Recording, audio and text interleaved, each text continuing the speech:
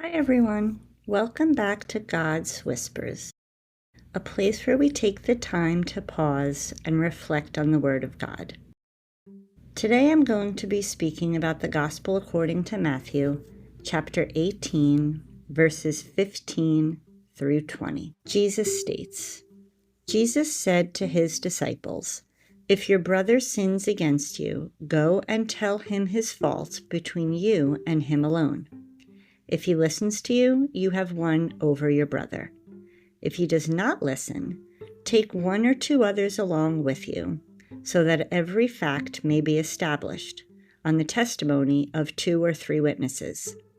If he refuses to listen to them, tell the church. If he refuses to listen even to the church, then treat him as you would a Gentile or a tax collector. Amen, I say to you, whatever you bind on earth shall be bound in heaven, and whatever you loose on earth shall be loosed in heaven. Again, amen, I say to you, if 2 of you agree on earth about anything for which they are to pray, it shall be granted to them by my heavenly Father. For where 2 or 3 are gathered together in my name, there am I in the midst of them." I love the outline or the framework in which Jesus is providing and how we can resolve conflict. The beginning starts off with a private conversation. Go point out their faults just between the 2 of you. If they listen, you've won your brother over. If the healing doesn't come, the next step would be to involve accountability and community, 2 or 3 witnesses, then tell it to the church. These steps aren't punitive, they're redemptive.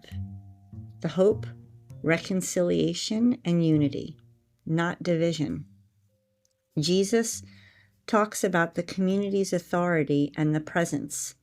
The binding of earth corresponds to heaven, and wherever the 2 or 3 gather in his name, as he states, he's present. I'm sure we've all had a situation where there have been arguments among friends, coworkers, family members, and hopefully that gentle private correction will lead to restoring it. There's vulnerability, there's courage that brings us all back to that place of trust. The hope is healing to reconciliation. So the journal prompts would be, have I avoided a difficult conversation that could restore a relationship? And how might approaching someone in humility foster that healing? And finally, where have I experienced Jesus' presence in that gathering moment despite the conflict between the 2 people? I hope that we all have the courage to reconcile and know that Jesus is with us every step of the way. I hope that this message resonated with you, and if it did, please feel free to share it along with a friend. And don't forget to subscribe so you can continue to hear God's Whispers.